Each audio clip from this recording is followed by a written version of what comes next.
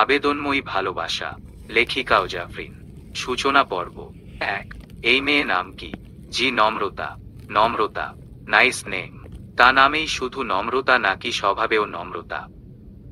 নম্রতা ফ্যালফ্যাল করে ছেলেটির দিকে তাকিয়ে রইল। সদ্য প্রথম বর্ষে ভর্তি হওয়া নম্রতার জানা নেই ভার্সিটি জীবন কেমন। আর 5 জনের মতোই ভার্সিটিতে এসেছে সে।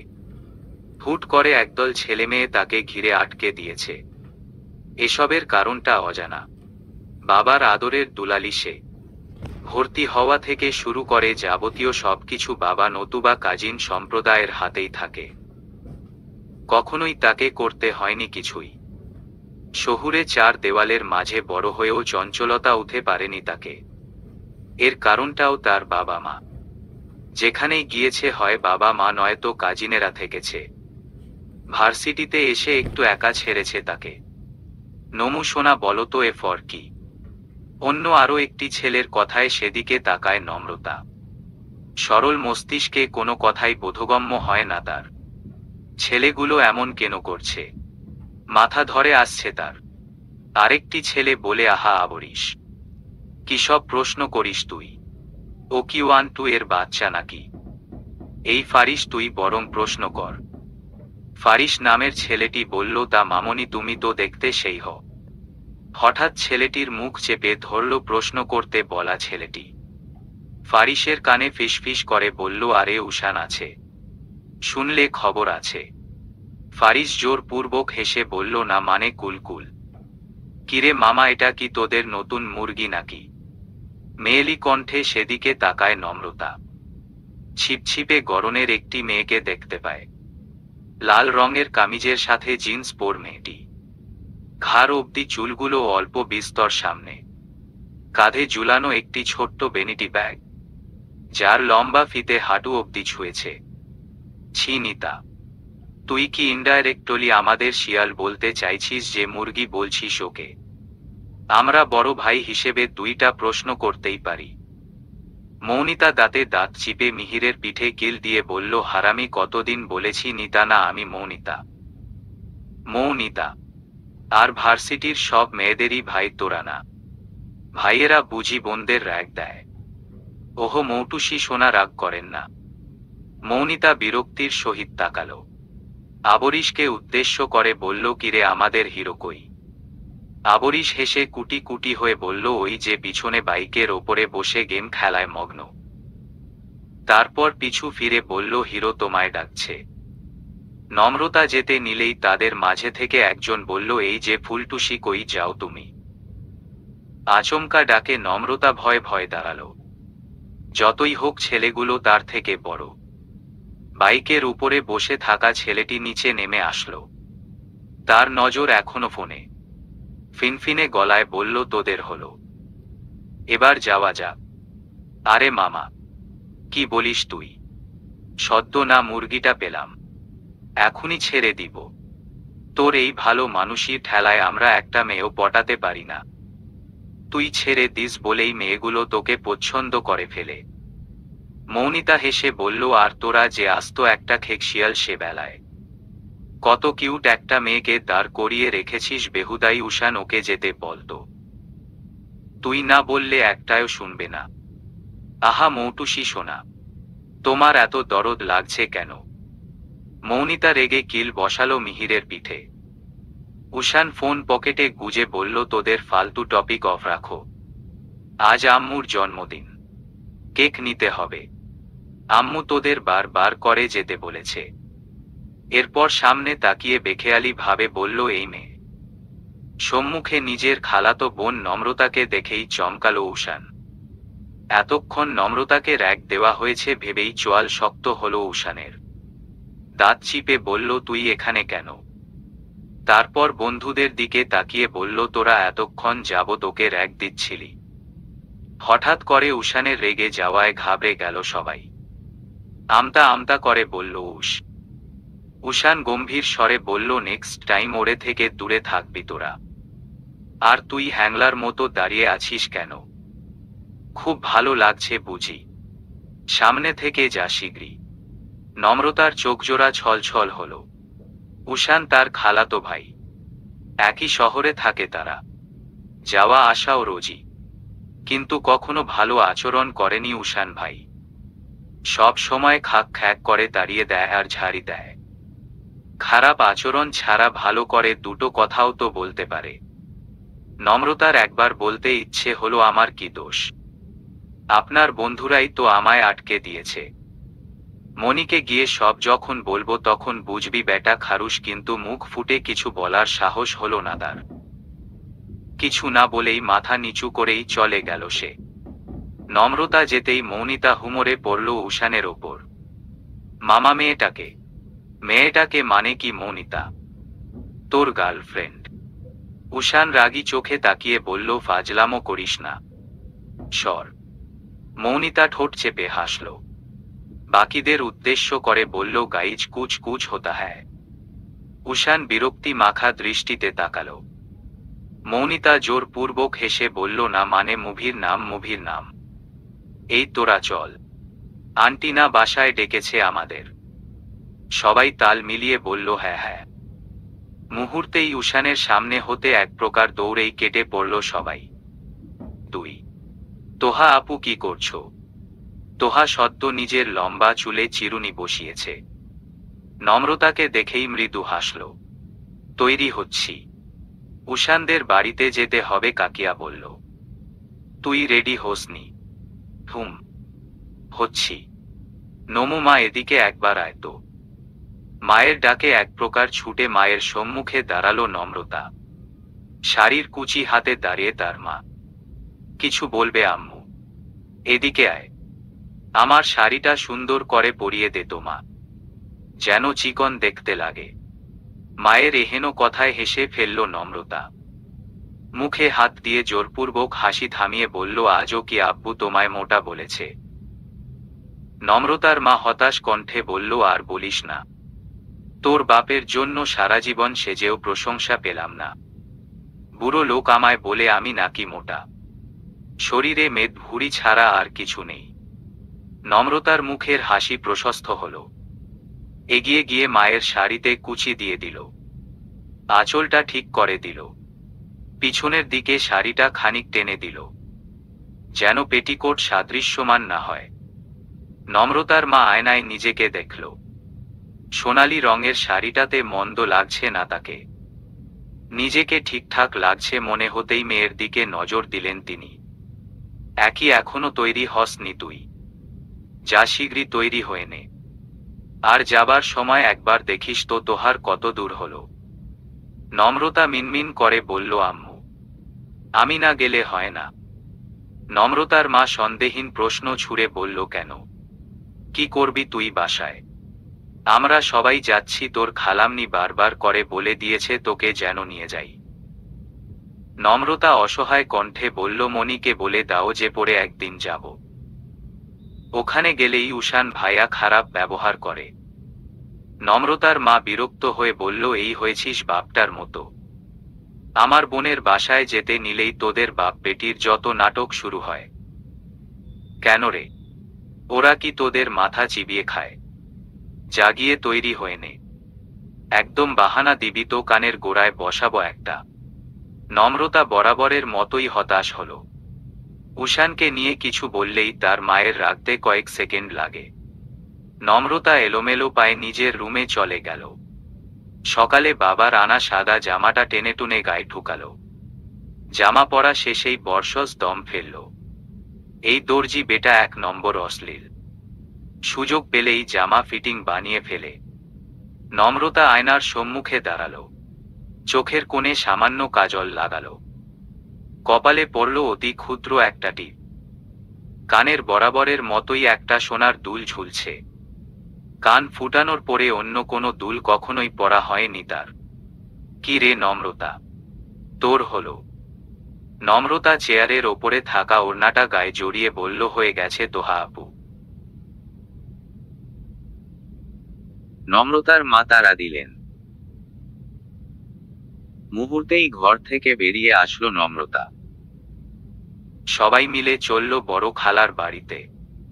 3 3/4 আর টি শার্ট পরে যে কেউ ঘরভর্তি লোকের সামনে জন্মদিন সেলিব্রেট করতে চলে আসে, উষান ভাইয়াকে না দেখলে হয়তো বুঝতামই না। যদিও এই সাদামাটা সাজেই তাকে শুভ্র সাবলীল লাগছে। আমি নজর সরিয়ে মনির দিকে তাকালাম। মনির অবস্থা সংকীর্ণ। বেচারা যে জোরপূর্বক এসবে ফেসে গিয়েছে তার চোখ দেখলেই হয়তো যে কেউ বুঝবে। নমু মা, ওখানে দাঁড়িয়ে আছিস কেন? আমার কাছে আয়। মনির এহেন কথায় ঠোঁটের কোণে হাসি ফুটল আমার। এতক্ষণ যাবৎ এরই আশায় ছিলাম। নয়তো উষান ভাই যে মানুষ কি বলে ঠিক নেই। আম্মু এসব কাজের বুয়া ছকিনাকে পাশে নিলে আমি কিন্তু ছবি তুলব না বলে দিলাম। তো তোকে ছবি তুলতে কে বলেছে? চলে যা। উষান নম্রতার দিকে তাকিয়ে বলল, আম্মু তুমি এইসব শকিনার জন্য নিজের ছেলেকে চলে যেতে বলছো? This is not fair. নম্রতা চোখ জোড়া ছলছল করে বলল, আমি এখানেই ঠিক আছি মনি, তোমরা ছবি তুলো। উষান ফিনফিনে গলায় বলল, দেখলে মা কেমন ছিচকে দুনি তোমার বোনজি। একটু ছকিনা বলেছি দেখে কেঁদেই দিয়েছে। উর্মিলা নিজের ছেলের পিঠে চড় দিয়ে বলল, তুই মেয়েটার পিছনে কেন লাগিস সব সময়? এরপর ধীর গতিতে এগিয়ে গিয়ে নম্রতার হাতটা ধরল উর্মিলা। মা তুই আয় তো, ওর কথায় হবে। তুই না থাকলে আমি ছবি তুলব নাকি? উর্মিলা নম্রতাকে টেনে নিয়ে নিজের পাশে দাঁড় করালো। অপর পাশে উষান দাঁড়িয়ে। ক্যামেরাম্যান ছবি তুলল। এগিয়ে এসে উষানকে ছবি দেখালো। ছবিতে নম্রতার চোখজোড়া জলে টইটুম্বুর স্পষ্ট বোঝা যাচ্ছে। উষান ফের সোজা হয়ে দাঁড়ালো। মায়ের পিছন হতে নম্রতার চুলে টান দিল। নম্রতার চোখে জমা জলগুলো টুপ করে নিচে পড়ল। নম্রতা চোখ মুছে ঠিকঠাক হয়ে দাঁড়ালো, কিন্তু তার মুখে হাসি আসলো না। উষানের ফোনে কল এসেছে। তার বন্ধু সম্প্রদায় প্রায় দুয়ারের সামনে এসে পড়েছে। উষান হেসে বলল, আচ্ছা তাড়াতাড়ি ভিতরে আয়। নম্রতা একবার চোখ তুলে উষানের দিকে চাইল। দুনিয়ার সবার সাথে ভালো আচরণ করতে পারে, শুধু তার বেলায় খালি। উষান ফোনটা কান থেকে নামিয়ে বলল, নমু ভিতরে যা। নম্রতা চোখ তুলে উষানের দিকে তাকালো। তার হাত উর্মিলার আঁচলে আবদ্ধ। উর্মিলা কপাট রেগে বলল, মেয়েটার সাথে এভাবে কথা বলিস কেন উষান? থাক না এখানে, আজকে একটা দিন, সবাই মজা করছে। উষানের মুখশ্রী পরিবর্তন হলো। মায়ের দিকে বিরক্তিমাখা দৃষ্টি দিয়ে বলল, আম্মু আমার বন্ধুরা সবাই ভিতরে আসছে। দু একজন মাঝে মাঝে বাসায় আসে, তাছাড়া বাকিরা সবাই বাইরের। ওকে ভিতরে পাঠাও। উর্মিলা দীর্ঘশ্বাস ফেললেন। ছেলেটাকে নিয়ে আর পড়েন না তিনি, সময় সময় জেদ করে। নম্রতা ঠায় দাঁড়িয়ে রইল। ফিনফিনে গলার কোনোমতে বের করল, মনি আমি এখানে থাকব। এখানে থাকব বলে উষানের দিকে তাকাতেই আত্মা দেহ ছেড়ে পালালো। উষানের দৃষ্টি শক্ত হয়ে আছে, যেন এখনই ডাইনোসরের মতো চোখ দিয়ে আগুন বের করে তাকে পুড়িয়ে ভস্ম করে দেবে। নম্রতার চোখে আবারও জল ভর্তি হল। মন খারাপ করে গুটি গুটি পায়ে ড্রয়িং রুম ছাড়ল সে। বরাবরই উষানকে ভয় পায় সে। এটা আজ নয়, সেই নবম শ্রেণী থেকে। নম্রতার মনে পড়ে গেল সেই বিষাক্ত মুহূর্তটি। 4 এই তো কিছু মাস আগে সদ্য নবম শ্রেণীতে পা দিয়েছিল সে। ম্যাথামেটিক্স বই খুলে তার কাদো কাদো দশা। কোনো অঙ্ক সে বুঝছে না। অবশ্য এর কারণ হিসেবে সে নিজেই দায়ী। ইচ্ছে করে প্রায় ক্লাসে যায়নি সে। এমনকি গত এক সপ্তাহ যাবৎ তো স্কুলের মুখও দেখেনি। ফলস্বরূপ কিছুই বুঝতে পারছে না। ওইদিকে স্যার জানিয়েছে ক্লাস টেস্ট নিবে। ক্লাস টেস্টে জয়েন না করা স্টুডেন্টকে টেস্ট পরীক্ষা ও ফাইনাল কোনোটাই বসতে দিবে না। নম্রতা যখন কান্নায় ব্যস্ত তখন মায়ের রুম থেকে শোনা গেল উষান ভাইয়ের প্রশংসা। তিনি দেশের বাহিরে পড়ার সুযোগ পেয়েছে, কিন্তু তা নাকচ করে দিয়েছে। মুহূর্তেই আমার মুখখানা চকচকে হলো। নিজের ভয় দূর করে বই নিয়ে ছুটেছিলাম উষান ভাইয়ার বাসায়। উষান ভাই ব্রিলিয়ান্ট স্টুডেন্ট, স্যারদের চোখের মণি। সে নিশ্চয়ই এই অঙ্ক পারবে। নম্রতা বই নিয়ে ধাম করে উষানের সামনে বসে কাঁদো কাঁদো কণ্ঠে বলল, উষান ভাই, আমায় একটু এই ম্যাথগুলো সলভ করে দিবেন। উষান ভাই চা নতিবক বইটি মুখের সামনে মেলে বসেছিল। আমার কথায় বইয়ের আড়াল থেকে চোখজোড়া বের করে আমার দিকে তাকালো। কোনো কিছু না বলেই বলল, বসো। আমি বসলাম না, দাঁড়িয়েই উষান ভাইয়ার দিকে তাকিয়ে রইলাম। উষান ভাই হাতের বইটি টেবিলে রেখে আমার ম্যাথমেটিক্স বই হাতে নিল। প্রশ্ন সূচক দৃষ্টিতে আমার দিকে চাইতেন। আমি মিনমিন করে বললাম, চৈতি বলেছে ক্লাসে ত্রিকোণমিতি অধ্যায় পড়াচ্ছে। এটা নাকি হার্ড, 9-10 2 বছরই লাগবে। উষান ভাই আমার কথা পাত্তা না দিয়ে বললেন, ক্লাসে যাস না কতদিন? আমি বললাম, 1 সপ্তাহ।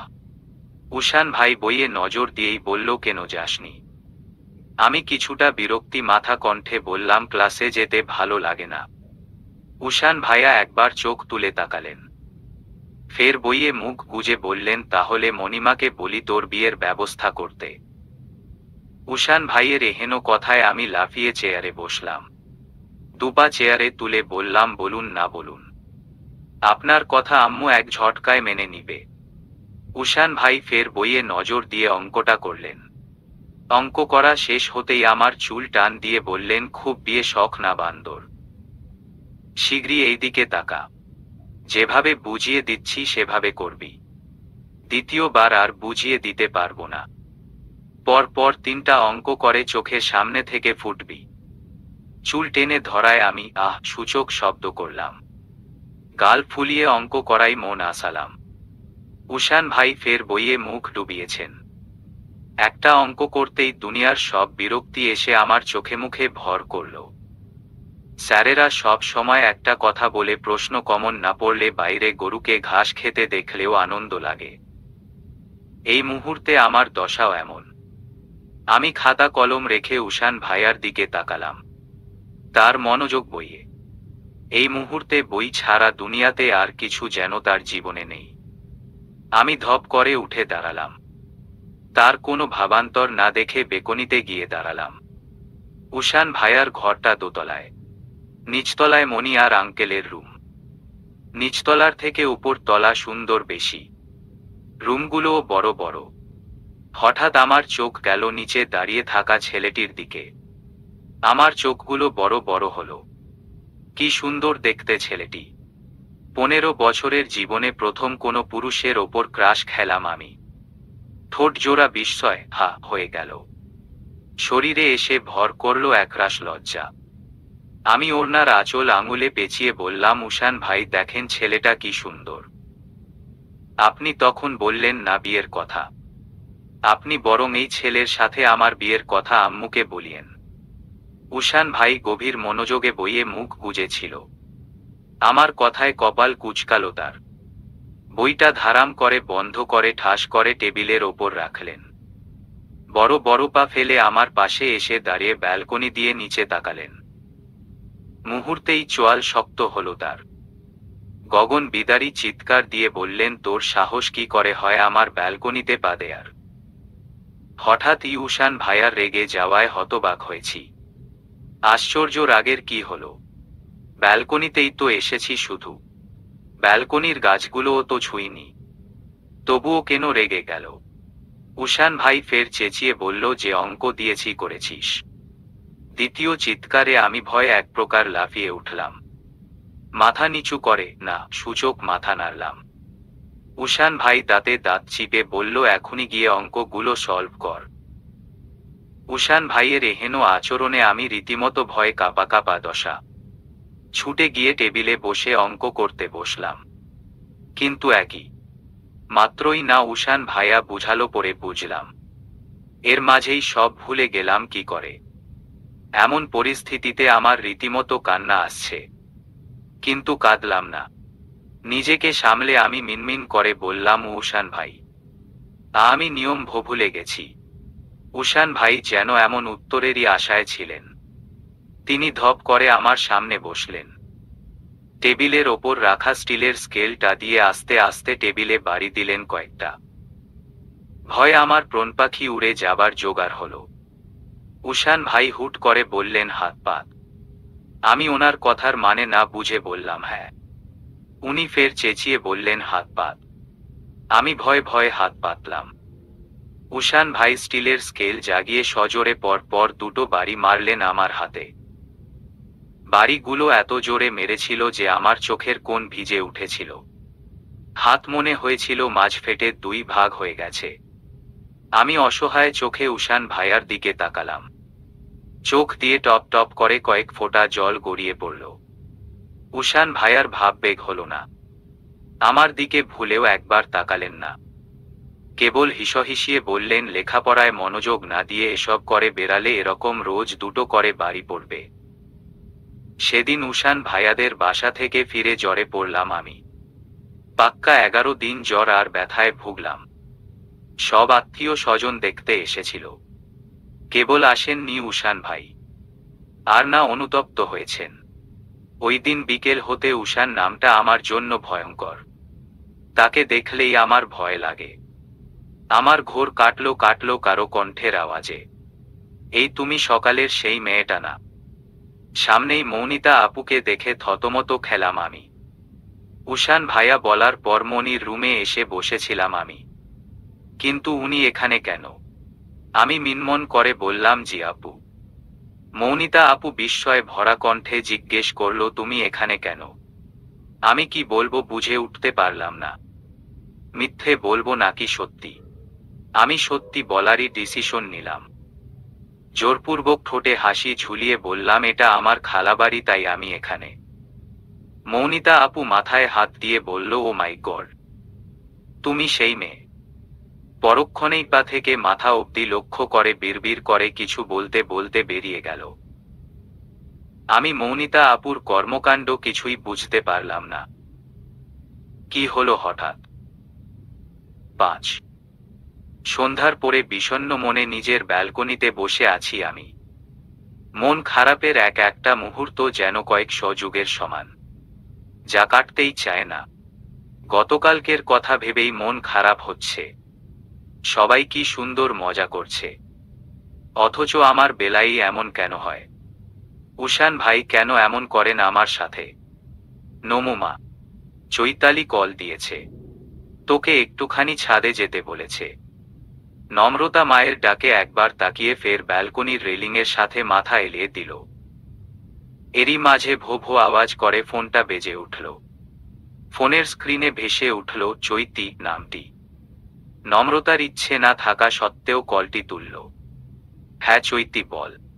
এই নমু, তাড়াতাড়ি একবার বাসার ছাদে আয় তো। নম্রতা কিঞ্চিত বিরক্ত হয়ে বলল, কেন? কোন মহাভারত অশুদ্ধ হয়েছে? চৈতি মন খারাপ করে বলল, আজ আমার জন্মদিন। ভাবলাম দুজনে মিলে কেক কাটব, মজা করব, তাই তোকে কল দিয়েছি। চৈতির কথা শেষ হতেই নিমিষেই নম্রতার সব মন খারাপ উড়ে এসে জড়ো হলো মস্তিষ্কে। গতকালকের ঘটনা মনে পড়ে গেল আবারও। তাকে তো সেলিব্রেট করতেই দেওয়া হয় না, তবে এত ঘটা করে সব জায়গায় নিয়ে যাওয়ার কি মানে সে বুঝেই পায় না। নম্রতা মন খারাপ করে বলল, ভাল লাগছে না, ফোন রাখো। ফোন রাখো বলে চৈতালির কল কাটার অপেক্ষা করল না, নিজে থেকেই কল কাটল। 5 মিনিটের মাথায় ব্যালকনিতে এসে হাজির হলো চৈতালি। নম্রতার পাশে দাঁড়িয়ে বলল, কি রে, মন খারাপ? নম্রতা ঠিকঠাক করে দাঁড়িয়ে বলল, না, ঠিক আছি। আমি জানি তুই ঠিক নেই। আবার কি হয়েছে? নম্রতা একবার এড়িয়ে যেতে নিয়েও গতকালকের সব ঘটনা খুলে বলল। এরপর কি করলো জানিস চৈতি? আমায় রুমে কেক দিয়ে গেছে। আমার যা জেদ হয়েছিল না। কি ভেবেছে ওই লোক আমি কি জীবনে কেক খাইনি? নাকি কেক খেতে ওনার বাসায় গিয়েছি? ফালতু লোক। আমিও কম নই। আমি না খেয়েই চলে এসেছি। চৈতি দীর্ঘশ্বাস ফেলে বলল, বাদ দে, ছাদে আয়। নম্রতা গুটি গুটি পায়ে চৈতির পিছু চলল। চৈতিদের বাসা আর তাদের বাসা একই জায়গায়, মাঝে ছোট্ট একটা গলি। তবে ছাদ থেকে এক লাফে অন্য ছাদে যাওয়া যায়, যদিও নম্রতা কখনোই এই সাহস দেখায়নি। ছোটবেলা থেকেই সে একটু ভীতু স্বভাবের। তবে চৈতি ছাদ থেকে লাফিয়েই আসে। ছাদের এক কোণের দেওয়ালে হ্যাপি বার্থডে আর বেলুন দিয়ে ডেকোরেশন করা। নম্রতার মন খারাপ কিছুটা দূর হলো, দুজনে এগিয়ে গেল সেখানটায়। চৈতি কেক কাটল। এক টুকরা নম্রতার মুখে দিয়ে আরেক টুকরা সে খেল। নম্রতা কেকের টুকরোটা সম্পূর্ণ না করেই কেকের পাশে আধ খাওয়া টুকরোটা রাখল। ছাদের দুই পাশে রেলিং আর দুই পাশ খালি। এক পাশ হতে চৈতিদের ছাদ, অন্য পাশে আম, লিচু, লেবু সহ আরো কয়েক ধরনের ফলের গাছ, যেগুলো বড় বড় ড্রামের কাটা অংশে লাগানো হয়েছে। নম্রতা রেলিং ঘেঁষে দাঁড়ালো। হুট করেই মনে পড়ল চৈতির জন্মদিন তো জানুয়ারিতে। তাহলে ও এখন কিসের কেক কাটল? আর আঙ্কেল আন্টিও তো আসেনি। নম্রতা কৌতূহল নিয়ে জিজ্ঞেস করল, চৈত্র মাস, তোর জন্মদিন না জানুয়ারিতে? এখন কিসের কেক কাটলি? চৈতি ধরা পড়ে গেল, কিন্তু পরিস্থিতি সামলানো দরকার। জোরপূর্বক হেসে বলল, আর বলিস না, আমার জন্মদিন তো জানুয়ারিতেই, কিন্তু তা সার্টিফিকেটে। কিন্তু আসল জন্মদিন আজকে, তাই আজকেও একটু জন্মদিন পালন করতে ইচ্ছে হলো। নম্রতা ঠোঁট গোল করে বলল। চৈতি হাফ ছেড়ে বাঁচল। কেকটা কেউ একজন পাঠিয়েছে। গতকাল আনন্দ করতে পারেনি বিধায় বান্ধবীকে নিয়ে যেন আনন্দ করতে পারে, এই জন্য ক্ষুদ্র প্রচেষ্টা তার। নম্রতা চৈতির সাথে গল্প জুড়ে দিল। দুজন একসাথে হলেই কত কথা। হঠাৎ নম্রতার চোখ গেল ছাদের কোণায় থাকা গাছের দিকে। নম্রতার মনে হলো ছাদে তারা ছাড়াও আর কেউ আছে। লিচু গাছে সামনে কারো আয়কব দেখতে পেল। নম্রতা উকি মেরে বলল, কে? চৈতি সন্দেহহীন দৃষ্টিতে তাকিয়ে বলল, কইকে? নম্রতা আঙুল উঁচিয়ে বলল, ওই যে ছাদের ওই পাশটায়। চৈতি উকি ঝুঁকি মেরে বলল, কোথায়? কি দেখছিস তুই? আমি তো কিছুই দেখছি না। নম্রতা চৈতির দিকে তাকিয়ে ভয়ে ভয়ে বলল, তুই দেখছিস না? ওটা আবার ভূত নয় তো? চৈতি ঝাড়ি মেরে বলল, ভিতুর ডিম। যা তো ছাদের ওপাশটার লাইটটা অন করে দিয়ে আয়। নম্রতা দ্রুত ছুটে গিয়ে ছাদের 3টে লাইটই জ্বালিয়ে দিল। এরপর তড়িঘড়ি করে ফিরে এসে চারপাশটায় নজর বুলালো, কিন্তু সারা ছাদে কারো দেখা পেল না। নম্রতা মন খারাপ করে বলল, নিচে চল তো। ভাল লাগে না আমার। নম্রতা পিছু ঘুরতেই চোখের সামনে কেকটা দেখতে পেল। ভালো করে লক্ষ্য করে দেখল তার আধ খাওয়া কেকের টুকরাটা নেই। নম্রতা চোখ বড় বড় করে বলল, চৈতি রে, সত্যিই ভূত এসেছিল রে। এই যে দেখ, আমার আধ খাওয়া কেকের টুকরোটা নেই। চৈতি নম্রতার দিকে আর চোখে তাকিয়ে বলল, তুই কি সব বলছিস নমু? ভূত সব রেখে আধ খাওয়াটা নিবে? হয়তো তুই খেয়েছিস, কিন্তু মনে নেই তোর। নম্রতা কথা বাড়ালো না, চুপচাপ সিঁড়ি বেয়ে নিচে চলে গেল। সেই সাথে নেমে গেল চৈতিও। তারা যেতেই অন্ধকারে হাসল কেউ। হাতে থাকা আধ খাওয়া কেকের টুকরোটার দিকে এক নজরে তাকিয়ে রইল, পরক্ষণেই মুখে পুরল। 6 ভার্সিটিতে নবীন বরণ উপলক্ষে বড় করে অনুষ্ঠান হবে, যার দায়িত্ব পড়েছে ভার্সিটির সিনিয়রদের আর সাংস্কৃতিক ডিপার্টমেন্টের শিক্ষকদের হাতে। চৈতি এগিয়ে গিয়ে নাচে নাম দিল। তার সাথে আমার নামও অ্যাড করল। আমি নিজের নামটা কাটিয়ে বিরক্তি মাখা দৃষ্টি দিয়ে চৈতিকে বললাম, চৈতি, তোর নাম চৈতি না হয়ে চৈত্র মাস হলে ভালো হতো। চৈত্র মাসের মতো পোড়ানো ঝলসানো কাজকাম করিস তুই। আমার কথায় চৈতি খিলখিলিয়ে হেসে উঠল, যেন আমি ওর প্রশংসা করলাম। অডিটোরিয়াম থেকে বের হতেই ধাক্কা খেলাম একটা ছেলের সাথে। ছেলেটি সরি সরি বলে মুখে ফেনা তুলে ফেলেছে। ছেলেটির অসহায়ত্ব দেখে আমার হাসি পেল। আমি ফিক করে হেঁটে বললাম, ইটস ওকে ভাইয়া। ছেলেটি আমার মুখের দিকে হা করে তাকিয়ে রইল। চৈতি ঝাঝালো কণ্ঠে বলল, মুখে তো মশা ঢুকবে মশাই। চৈতির রূঢ় ভাষায় ছেলেটি সোজা হয়ে দাঁড়ালো। জোরপূর্বক হেসে বলল, সরি সরি। অ্যাকচুয়ালি আপনার হাসিটা দারুণ সুন্দর। গালে কি সুন্দর ডিম্পল পড়ে। আমি মুখে হাত দিয়ে হাসলাম। চৈতি বিরক্তি মাখা কণ্ঠে বিড়বিড় করে কিছু একটা বলল। এরপর আমার হাত টেনে অডিটোরিয়াম থেকে বের হয়ে সোজা মাঠে চলে এলো। ততক্ষণে ছেলেটিও আমাদের পিছনে চলে এসেছে। ছেলেটি মুখে হাসি ঝুলিয়ে বলল, এই যে মিস, আপনার নামটা জানতে পারি? হুট করে এভাবে পিছু নেওয়ায় অস্বস্তিতে ভুগলাম আমিও। জোরপূর্বক ঠোঁটে হাসি ঝুলিয়ে বললাম, জি নম্রতা। ওয়াও, নম্রতা, কি ইউনিক নেম। নম্রতা, উচ্চারণেও কি সাবলীল সৌন্দর্য। আপনার মতোই সুন্দর আপনার নাম। চৈতি হাত টেনে এগিয়ে যেতে যেতে বলল, আয় তো নমু, এসব ফাউল লোকের সাথে কথা বলছিস কেন? এই বলে এক প্রকার দৌড়েই চলল চৈতি। ওর কর্মকাণ্ডে আমি রীতিমতো পায়ে পা পেঁচিয়ে পড়ছি। ছেলেটি সাথে সাথে পা মিলিয়ে হাঁটতে হাঁটতে বলল, আমি ভোর, এইবার অনার্স শেষ বর্ষ। চৈতি থেমে গিয়ে বলল, আপনার কাছে জিজ্ঞাসা করেছে ও। ছ্যাঁচড়ার মতো পিছনে আসছেন কেন? মুহূর্তেই ছেলেটির মুখটি চুপসে গেল, থম মেরে দাঁড়িয়ে গেল ওখানটাই। আমার আবারও হাসি পেল, কিন্তু হাসলাম না। চৈতি বকবক করতে করতে টানতে টানতে নিয়ে চলল। ছেলেটার থেকে সামান্য দূরে যেতেই ঠাস করে দুজনেই হুমড়ি খেয়ে নিচে পড়লাম। আমাদের পড়ে যাওয়া দেখে আশেপাশের সবাই হা হা করে হাসতে লাগল। আমি চৈতির দিকে চোখ গরম করে তাকালাম। চৈতি জোরপূর্বক হেসে বলল, সরি ইয়ার, এভাবে মিস্টেক হবে বুঝিনি। আমার কি দোষ? ছেলেটাই তো গায়ে পড়ছিল। আমি চৈতিকে নিজের ওপর থেকে ঠেলে সরিয়ে বললাম, তাই বলে এভাবে টানবি? আমারও তো অস্বস্তি হচ্ছিল। চৈতি অসহায় চোখে তাকালো। এরই মাঝে আমাদের সামনে কেউ হাত এগিয়ে দিল। আমি ছেলে বা মেয়ে কোনো কিছু না ভেবে এগিয়ে দেওয়া হাতে হাত রেখে উঠে পড়লাম। চৈতিকে উদ্দেশ্য করে বললাম, একদম এভাবে তাকাবি না। এরপর সামনে তাকিয়ে সেই ভোর নামক ছেলেটিকেই দেখতে পেলাম। চৈতি উঠে হনহন করে বেরিয়ে গেল। আমি ছেলেটাকে কিছু না বলেই এক প্রকার ছুটে বাইরে বের হলাম। দুজনে চলে যেতেই ভোর নিজের হাতের দিকে তাকালো। ঠোঁট প্রশস্ত করে হেসে নিজের হাতে নিজেই চুমু খেল। গেটের সামনে যেতেই কালকে র‍্যাগ দেওয়া ছেলেগুলোকে দেখতে পেলাম, কিন্তু আজ তাদের মাঝে উষান ভাইয়া নেই। আর চৈতি বাইরে দাঁড়িয়ে অপেক্ষা করছে।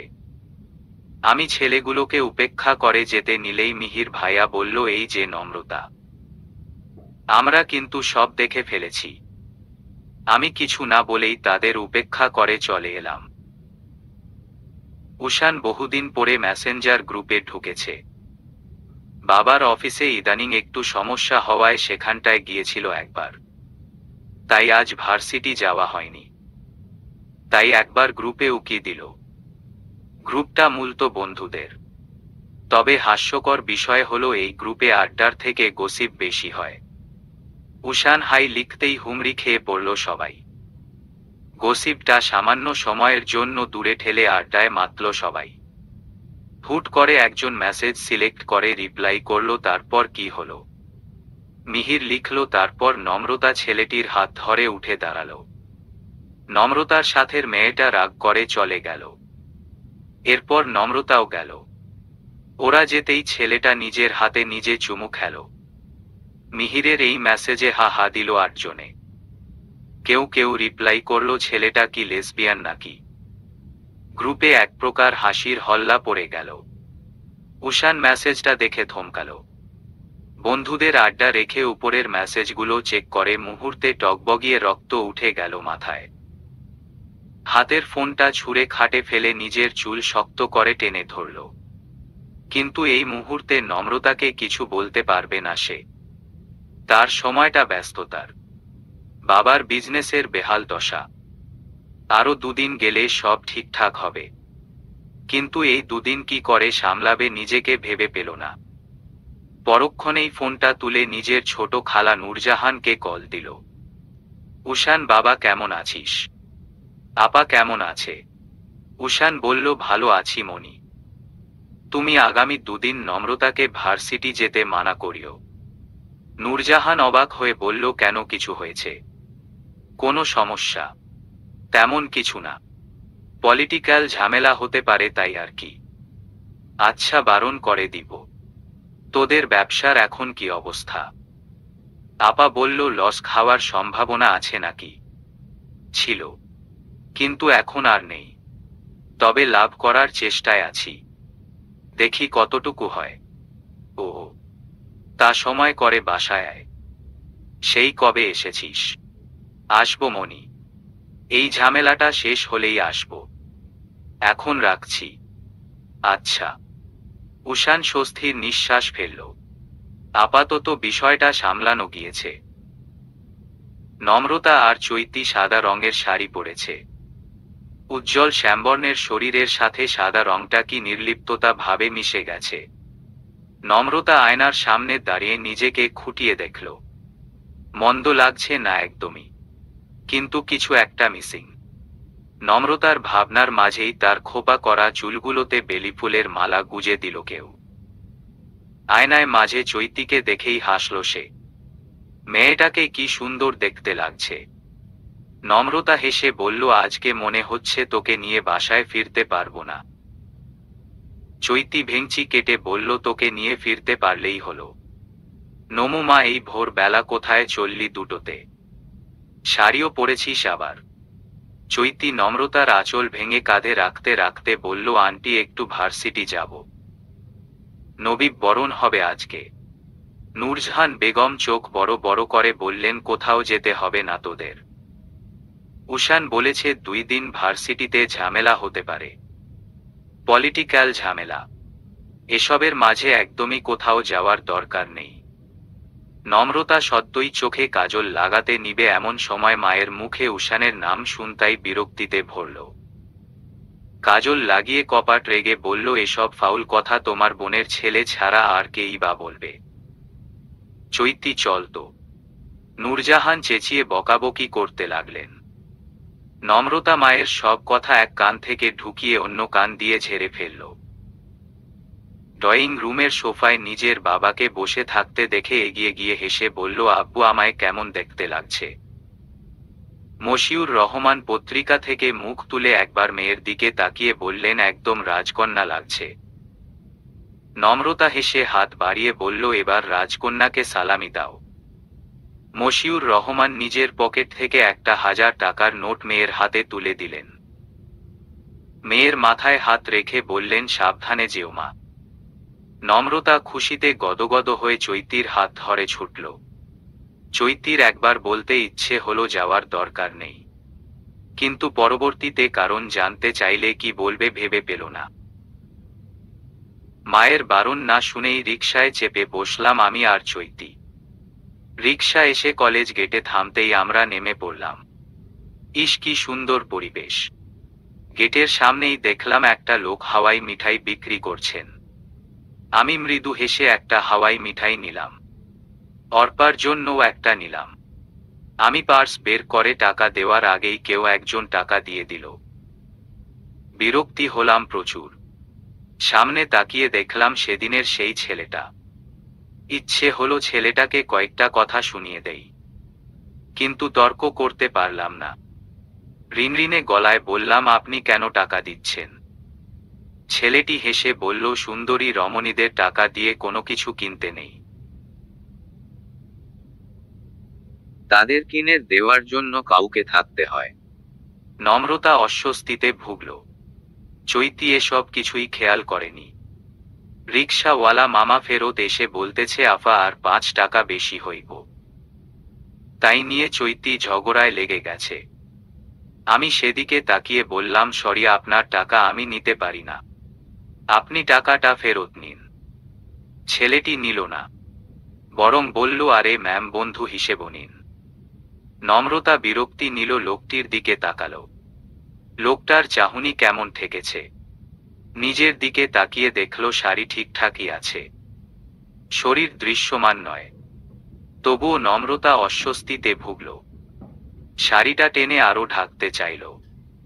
মনে মনে চাইল যেন চৈতি এখনই এসে এই ছেলেটাকে তাড়িয়ে দেয়, কিন্তু তার ভাবনার মতো বাস্তবে কিছু ঘটল না।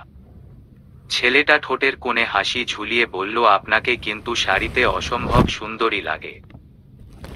নম্রতা আরো অস্বস্তিতে পড়ল, তবুও জোরপূর্বক হেসে বলল, ধন্যবাদ। চৈতি ঝগড়া করে 5 টাকা না দিয়েই চলে এসেছে।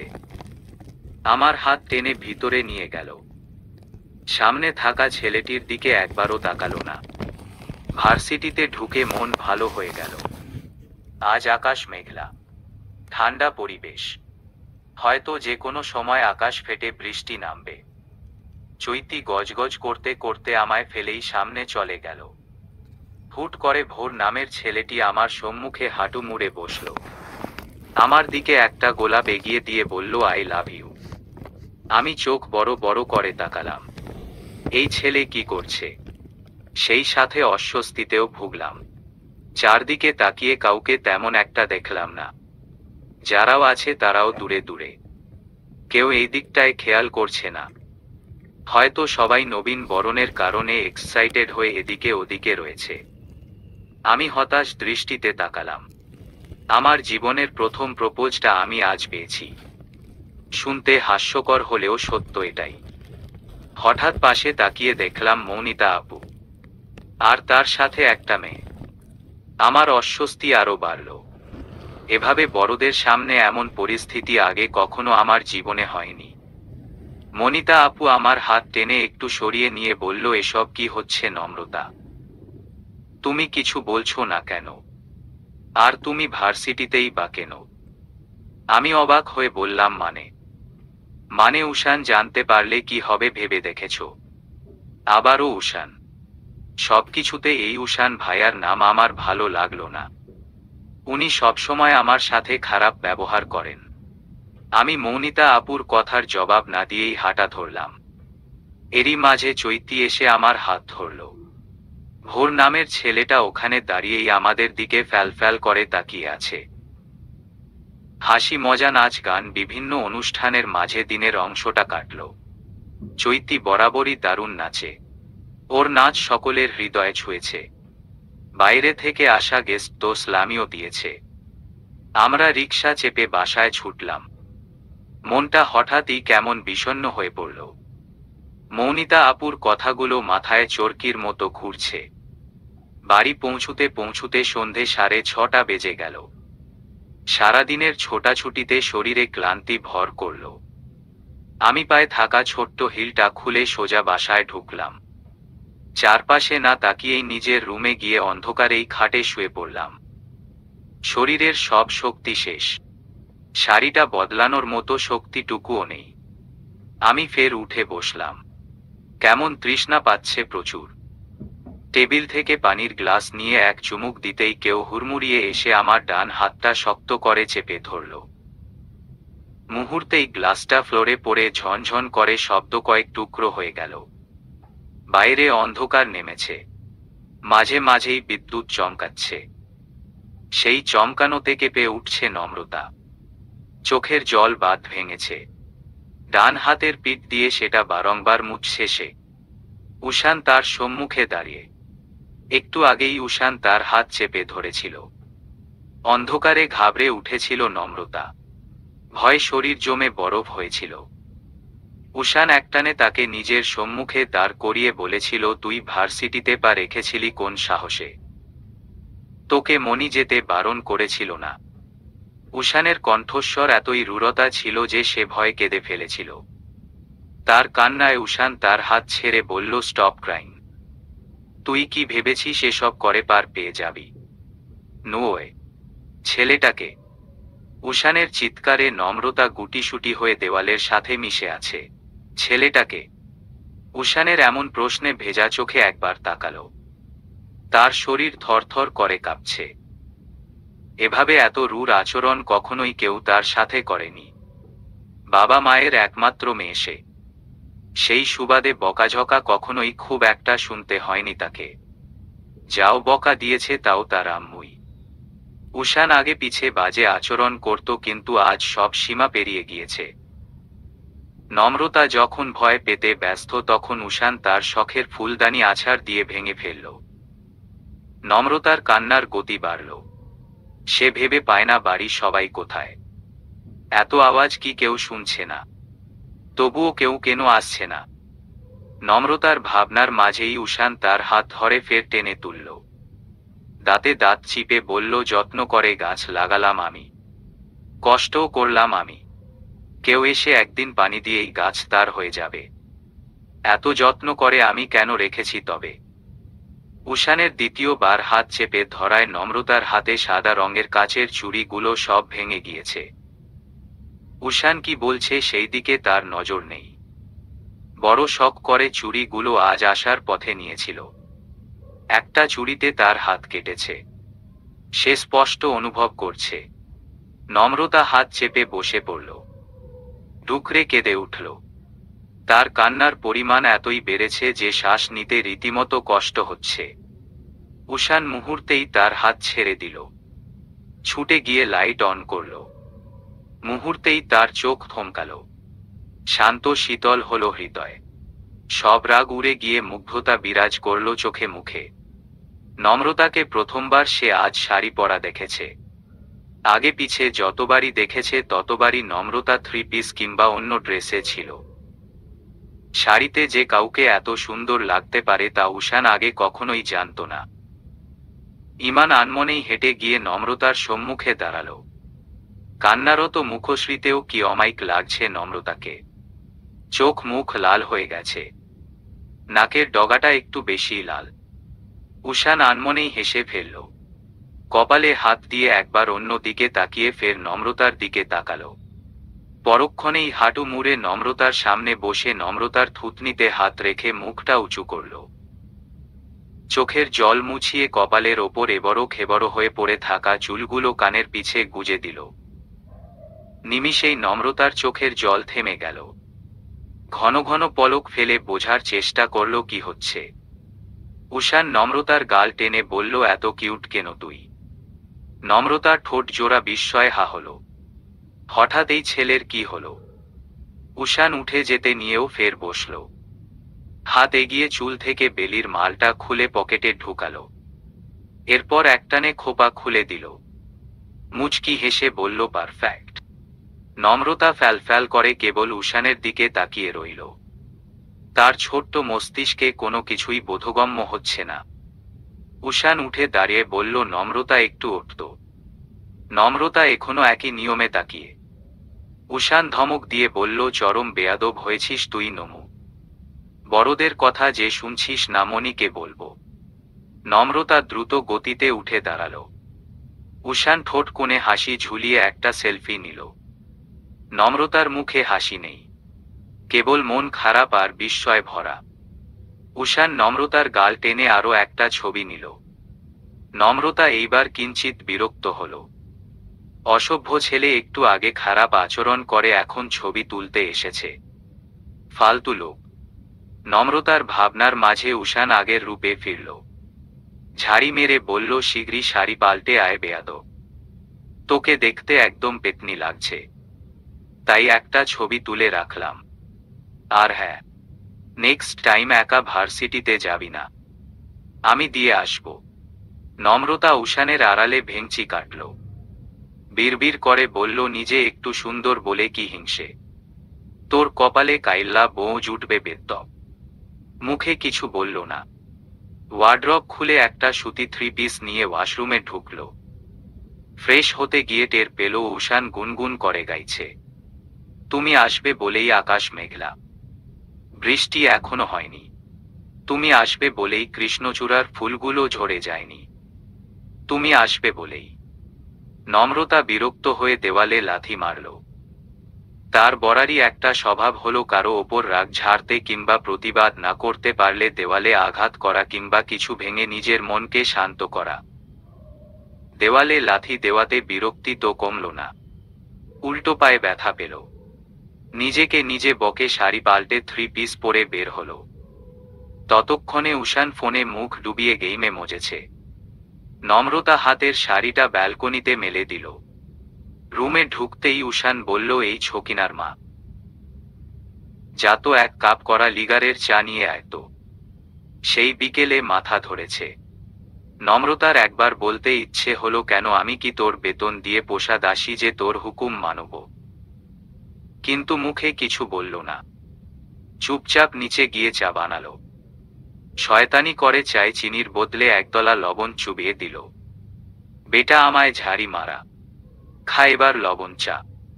নম্রতা উষানের দিকে চায়ের কাপ এগিয়ে দিল।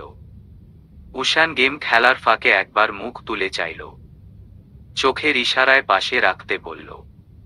নম্রতা চায়ের কাপটা পাশে রেখেই দাঁড়ল। অপেক্ষা করল চা খাওয়ার পর উষানের মুখশ্রী কেমন হয় তা দেখার। উষান ফোনে মুখ গোজা অবস্থায় বলল, আজকাল ওড়না পরাও ভুলে গিয়েছিস নাকি? নম্রতা চোখ বড় বড় করে নিজের দিকে তাকালো। পরক্ষণেই এক ছুটে ওয়ার্ড্রব খুলে একটা ওড়না গায়ে জড়ালো। উষানের ওপর রাগ করে ওড়না নিতেই ভুলে গিয়েছিল।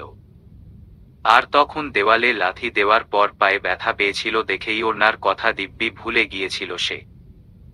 কি আহাম্বকি না হয়েছে সে!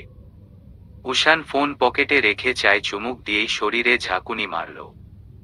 একবার চোখ তুলে তাকিয়ে দেখল নম্রতা উৎসুক দৃষ্টিতে তার দিকে তাকিয়ে। লবণটা যে চায় ইচ্ছে করে নম্রতা দিয়েছে সে দিব্যি বুঝল। তবুও পর পর চুমুক দিয়ে চাটা অর্ধেকটা শেষ করল। এরপর উঠে দাঁড়িয়ে বলল, বাসার সবাই বাইরে গিয়েছে। মণিমা কালী বলেছিল ঘুরতে যাবে আজ সন্ধ্যায়। তুই একা বাসায় ফিরবি বলে আমায় বলেছিল একটু থাকতে। আমি নিচেই আছি, কিছু দরকার পড়লে ডাকিস।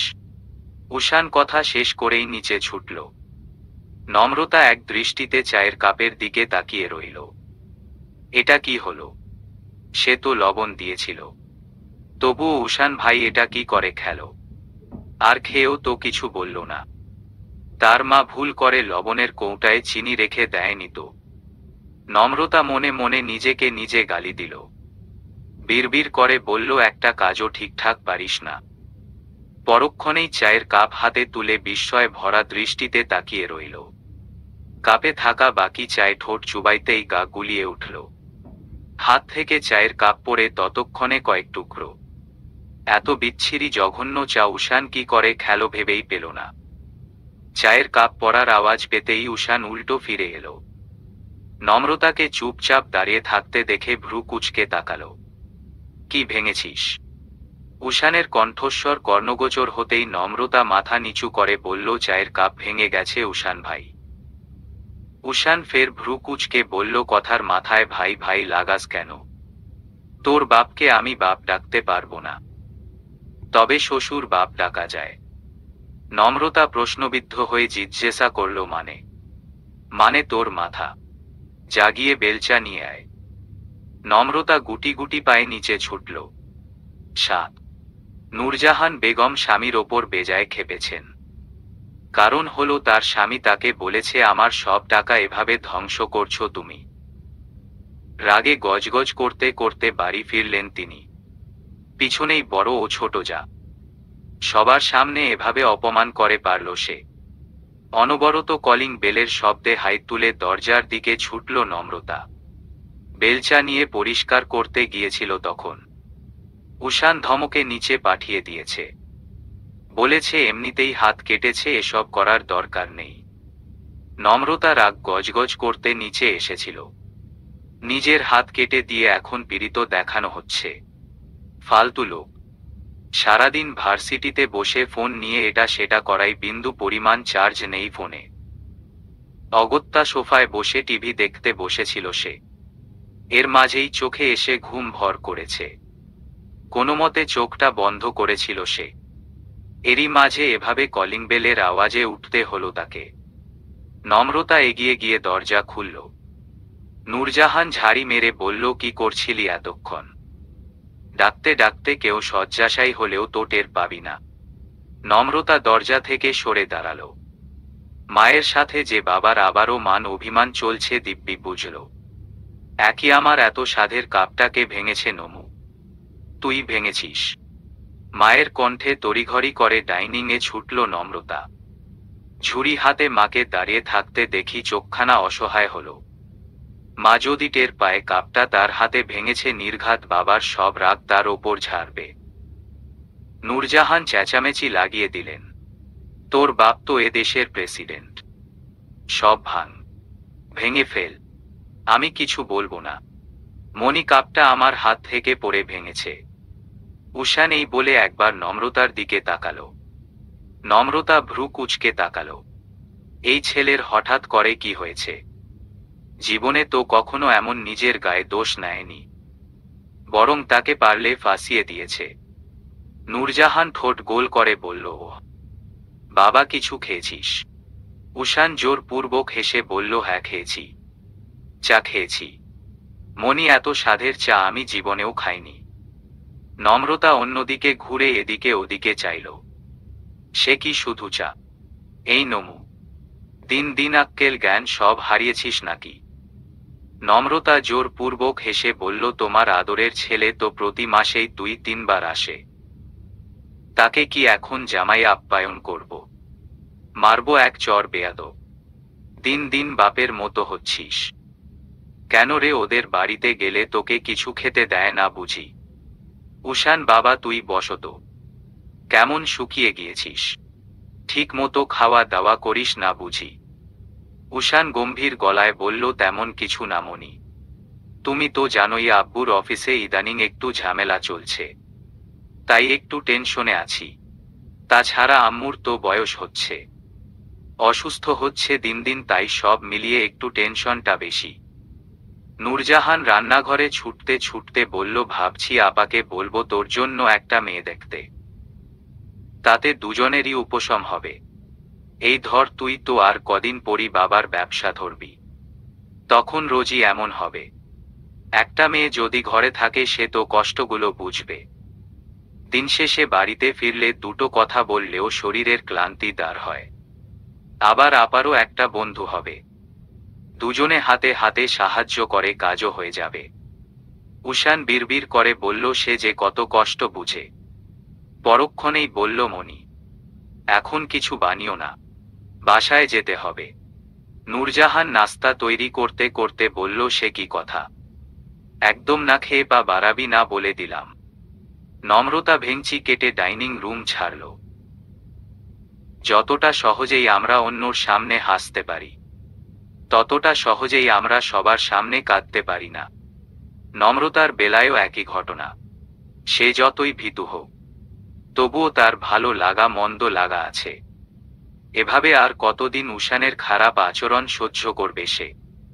রাত গভীর হয়েছে, সেই সাথে নম্রতার মনের ব্যথাগুলো। উষান কি একটু ভালো করে তার সাথে কথা বলতে পারে না? সেও তো। নম্রতা দীর্ঘশ্বাস ফেলল, বালিশের ওপর 2 হাত রেখে নীরবে চোখের জল ফেলল। অপেক্ষা করল নতুন ভোরের। 8 সারা রাত বৃষ্টি পড়ে ভোরের আকাশ শান্ত শীতল স্থির। চৈতি নম্রতার সম্মুখে দাঁড়িয়ে নম্রতার বড় বড় টানা চোখ দুটিতে কাজল এঁকে দিল। নম্রতা চোখ পিটপিট করল। চৈতি ফিক করে হেসে নম্রতার মাথায় চাটি মেরে বলল, সামান্য কাজল লাগানো নিয়ে এমন যুদ্ধ করছিস, আবার কাজল লাগাতেও চাইছিস? নম্রতা আয়নায় তাকিয়ে হেসে বলল, আজ হুট করেই কাজল পরতে ইচ্ছে হলো। কালো পরেছি কিনা? হ্যাঁ হ্যাঁ, এবার চল, নয়তো স্যারের বকুনি খেতে হবে। নম্রতা ব্যাগ হাতে নিয়ে বলল, চল। বাসা থেকে বের হতেই দেখা মিলল উষানের। সেও আজ কালো রঙের শার্ট পরেছে। নম্রতা একবার আর চোখে চাইল। পুরুষ মানুষকে কালো রঙে পৃথিবীর অনন্যতম সৌন্দর্য প্রকাশ পায়, যা এক বাক্যে বিশ্লেষণ করা সম্ভব নয়। উষানকে দেখতে কি স্নিগ্ধ লাগছে, কোমলতায় ভরপুর যেন। উষান ফোনে খুব মনোযোগ সহকারে কিছু একটা দেখছে। নম্রতার উৎসুক দৃষ্টি উকি ঝুঁকি দিয়ে তা দেখার তীব্র প্রয়াস করছে, যা হয়তো সকলের নজরের অগোচরেই রয়ে গেছে। হয় নমু, আজ ম্যাচিং ম্যাচিং। চৈতি ঘাড়ে ধাক্কা দিতেই নম্রতা চোখ ফিরাল। গুরুত্বহীন কণ্ঠে বলল, হ্যাঁ তো, সে আমার কাজিন হয়, ম্যাচিং হতেই পারে। চৈতির মুখখানা চুপসে আমচুর হল। বিরক্ত নিয়ে কয়েক পা এগিয়ে গিয়ে উষানের সম্মুখে দাঁড়াল। গালভর্তি হাসি নিয়ে বলল, কেমন আছো ভাইয়া? উষান চোখ তুলে চৈতির দিকে তাকাল, এরপর একবার নম্রতার দিকে, ফের ফোনে মনোযোগ দিয়ে বলল, কুল। তুমি? আমিও। চৈতি নম্রতার দিকে তাকিয়ে বলল, ভাইয়া তোমার উনি কেমন আছে? উষান ভ্রু কুঁচকে তাকালো। নম্রতার উৎসুক দৃষ্টি দেখে বলল, গুড। নম্রতা হনহন করে এগিয়ে গিয়ে একটা রিকশা নিল। রিকশায় চেপে বসে চৈতিকে উদ্দেশ্য করে বলল, তুই কি এখানে দাঁড়িয়ে থাকবি নাকি যাবি? চৈতি হেসে বলল, হ্যাঁ হ্যাঁ যাব তো। নম্রতা সরে বসল। উষান ফোনে মুখ গুজেই রিকশায় চেপে বসল। চৈতিকে উদ্দেশ্য করে বলল, চৈতি তুমি আরেকটা রিকশা নিয়ে এসো, অসুবিধা হবে না তো? না না ভাইয়া, কিসের অসুবিধা? চৈতির কথা শেষ হওয়ার আগেই নম্রতা বলল, ওর অসুবিধা না থাকলেও আমার অসুবিধা আছে। আপনি রিকশায় কেন উঠেছেন? হ্যাঁ নামুন বলছি। রিকশা চলতে শুরু করল। উষান গেমের রাউন্ড শেষ করে ফোনটা পকেটে রাখল। এরপর রিকশার সাথে হাত রেখে বলল, তাই বুঝি? তা কি অসুবিধা একটু শুনি। উষানের এমন ছন্নছাড়া কথায় নম্রতা ঘাবড়াল। কাপা কণ্ঠে বলল, অনেক অসুবিধা। আমার বয়ফ্রেন্ড দেখে ফেললে সমস্যা হবে। মুহূর্তেই উষানের চোখ মুখ শক্ত হল। রাগে তার দাঁতের সাথে দাঁতের বাড়ি লাগছে। তবুও নিজেকে সামলালো। চোখ বুঝে ফের খুলে বলল, ও আচ্ছা তাই বুঝি, তোর বয়ফ্রেন্ডও আছে? নম্রতা নিজের ভয়কে উড়িয়ে দিয়ে বলল, কেন থাকতে পারে না? উষান ফের ফোন হাতে নিয়ে বলল, তোর কি মনে হয় না গতকাল থেকে তুই একটু বেশি পটপট করছিস? নম্রতা উৎসুক কণ্ঠে বলল, মোটেই না উষান ভাই, আমি একদম সত্য বলছি। তাই বুঝি? হ্যাঁ মনি জানে। নম্রতা চোখ বড় বড় করে ফেলল। আমতা আমতা করে বলল, ককেন? উষান ফোনে মুখ গুজে বলল, না এমনি। তোর বয়ফ্রেন্ড আছে সেটা মনি না জানলে আমি জানাবো ভাবছি। নম্রতা চোখ বড় বড় করে তাকালো। এই কথা তার মায়ের কানে গেলে তাকে যে জ্যান্ত পুঁতে ফেলবে এতে কোনো সন্দেহ নেই। উষান চেঁচিয়ে বলল, এই মামা রিকশা থামান।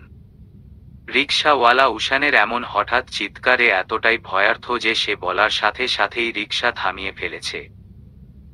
নম্রতা শুকনো ঢোক গিলল। মৃদুস্বরে বলল, উষান ভাই প্লিজ আম্মুকে এগুলো বলবেন না। আমার কোনো বয়ফ্রেন্ড টয়ফ্রেন্ড নেই। উষান রিকশা ছেড়ে নামতে নিলেই নম্রতা উষানের হাতটা চেপে ধরল। মিনমিন করে বলল, উষান ভাই সত্যিই কেউ নেই?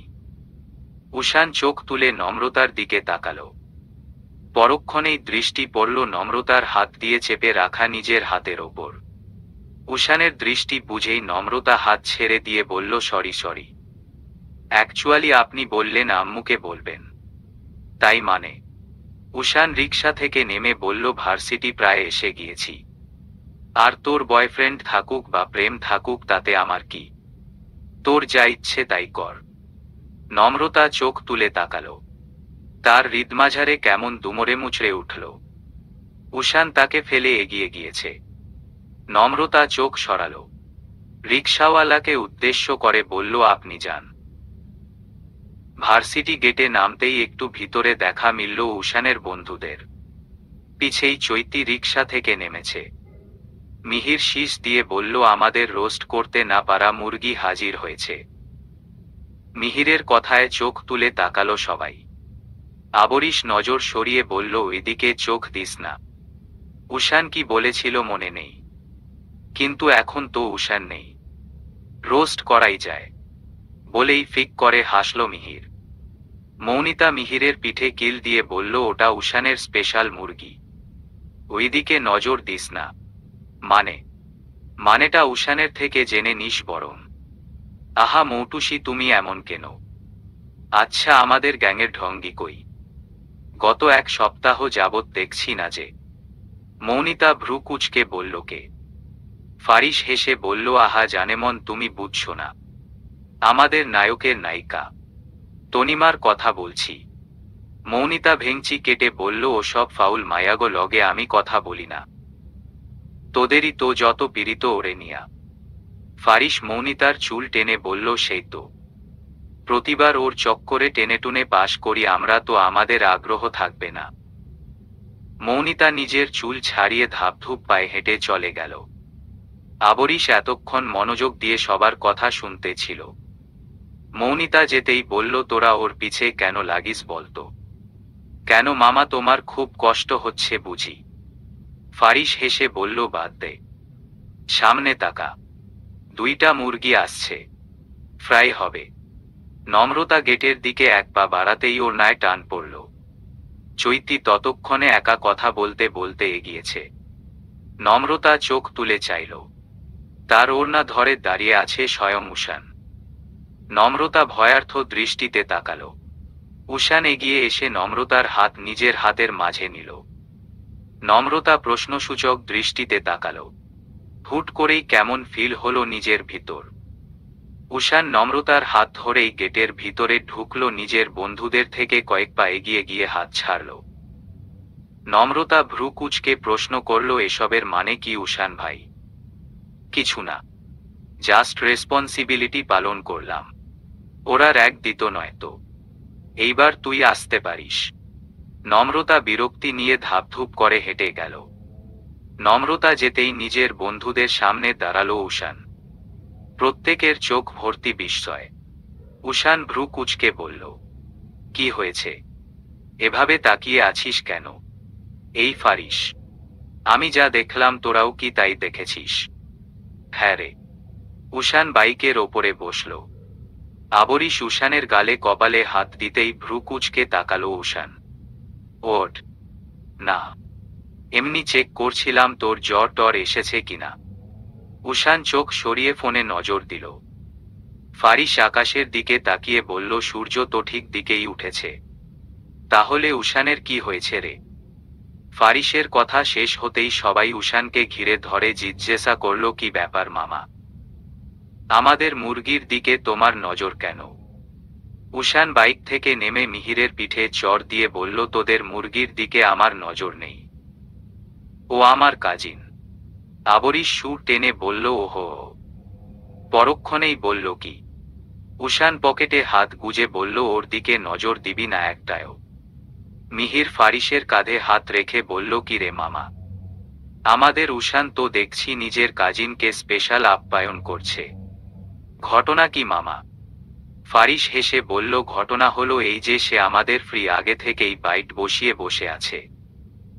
উষান চোখ গরম করে তাকালো, কিন্তু তাতে কারো মাঝে কোনো ভাব পরিবর্তন হলো না। তারা লেকপুল করতে লেগে গেল।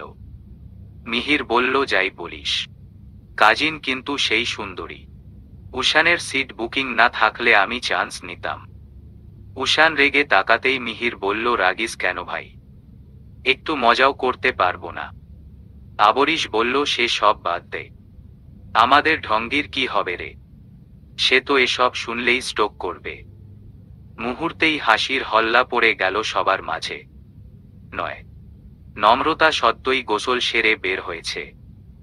তোয়ালে দিয়ে চুল মুছতেই নূরজাহান একটা বক্স তার হাতে ধরিয়ে দিয়ে বলল, এটা একটু উষানদের বাসায় দিয়ে আয় তো। নম্রতা ভ্রু কুঁচকে বলল, মানেটা কি আম্মু? এই ভর দুপুরে আমি? হ্যাঁ তো, ছেলেটা সেদিন এলো কিছু না খেয়েই চলে গেল। আজ গরুর মাংস করেছি, তাই ভাবছি ওর জন্য পাঠিয়ে দেই। আম্মু, তোমার কি মনে হয় মনি কি কখনো গরুর মাংস রান্না করে না? নূরজাহান রেগে গিয়ে বললেন, তোর কাছে এত কিছু জিজ্ঞাসা করেছি আমি, যা শ্রীগ্রী। আমি অগত্যাই মাথায় ওড়না পেঁচিয়ে ছুটলাম। কলিং বেলের শব্দে হাতের কাজ ফেলে দরজার দিকে ছুটলেন উর্মিলা। সবে রান্না শেষ করে রান্নাঘরের সব জিনিস ঠিক করে রাখতে ছিলেন। এই সময়ে কে আসলো আবার? দরজা খুলতেই নিজের বঞ্জিকে দেখে মুখখানা হাস্যোজ্জ্বল হল। নমুমা, একা এসেছিস? আয় ভিতরে আয়। আসবি সেটা বলবি তো? আমি মনির হাতে বক্স ধরিয়ে দিয়ে বললাম, বসবো না মনি, পরে আবার আসবো। উর্মিলা নম্রতার হাত চেপে বলল, একদমই না, আয় ভিতরে আয়। মনির এই অতিরিক্ত ভালোবাসা আমার উপেক্ষা করার উপায় কোনো কালেই ছিল না। আমি হেসে ভিতরে বসলাম। গুটি গুটি পায়ে মনির সাথে রান্নাঘরে গিয়ে দাঁড়ালাম। মৃদু হেসে বললাম, কি রান্না করছো মনি? উর্মিলা হেসে বলল, ঢাকনা উঠিয়ে দেখ, আমি একটু গোসলটা সেরে আসি। তোর খালুর আসার সময় হয়ে গেছে। আমি মনির যাওয়ার পরই পাতিলের ঢাকনা তুললাম। মুহূর্তেই বিরিয়ানির গন্ধে মৌ মৌ করে ছেয়ে গেল রান্নাঘর। আমি হেসে বললাম, মনি বিরিয়ানি। উর্মিলার কণ্ঠে মৃদু করে ভেসে আসলো, হ্যাঁ। ভেবেছিলাম উষানকে দিয়ে পাঠিয়ে দিব। তুই এলি ভালোই হলো। যাবার সময় বক্স করে দিয়ে দিব। এরপর আর কিছু শোনা গেল না। চুলার পাশেই টক দই আর মশলার বাটি পড়ে থাকতে দেখেই আমি তুলে ফ্রিজে রাখলাম। নরমালে মশলার বাটি রাখতে গিয়েই চমকালাম। সেদিনের কেকের 2টো পিস ফ্রিজের এক কোণে পড়ে আছে। এতদিনে তো নষ্ট হয়ে যাবার কথা। এটা কি আদৌ সেদিনের কেক? আমার ভাবনার মাঝে রান্নাঘরে ঢুকলো উষান ভাই। আমি ফ্রিজের দরজা আটকালাম। আম্মু, আমার প্রচণ্ড ক্ষুধা লেগেছে, তাড়াতাড়ি খেতে দা। বাকি কথা শেষ করার আগেই ভ্রু কুঁচকে আমার দিকে তাকালেন উষান ভাই। তুই এখানে কি করছিস? কেন আসতে পারি না? উষান ভাই কপাট রেগে সামনে এগিয়ে বলল, না, একদমই পারিস না। এই ভর দুপুরে এভাবে চুল খুলে গলায় ওড়না পেঁচিয়ে চলে এসেছিস। উষান ভাইয়ার কথা কর্ণগোচর হতেই আমি ওড়না টেনে নিজেকে ঠিক করলাম। রান্নাঘর থেকে বের হতে নিতেই উষান ভাই বলল, এখন ওড়না টেনে কি লাভ? রাস্তায় পুরুষদের তো সব দেখিয়ে এসেছিস। অবশ্য তোদের মতো মেয়েরা তো ওই ক্লাসেরই। দেখিয়ে ইমপ্রেস করিস। উষান ভাইয়ের কথায় আমার চোখজোড়া ছলছল করে উঠল। এত বড় বাজে মন্তব্য উনি আমায় নিয়ে করতে পারলেন? অপমান ছাড়া যেন উনি কিছু জানেনই না। এই লোকটা কি কখনোই শুধরাবে না? আমি কান্না করতে করতে রান্নাঘর থেকে বের হলাম। এই বাড়িতে আসা মানেই সেধে অপমানিত হওয়া। আজকের পর আর এই বাড়িতে পা রাখতেও চাই না আমি। দরজার সামনে যেতেই দেখা মিলল মনির। নমুমা, কাঁদছিস কেন? এমনি। আমি বাড়িতে যাব মনি। উর্মিলা নম্রতার মাথায় হাত বুলিয়ে বলল, মাত্রই তো এলি, এখনই যাবি? নম্রতা মাথা দুলালো। অন্তত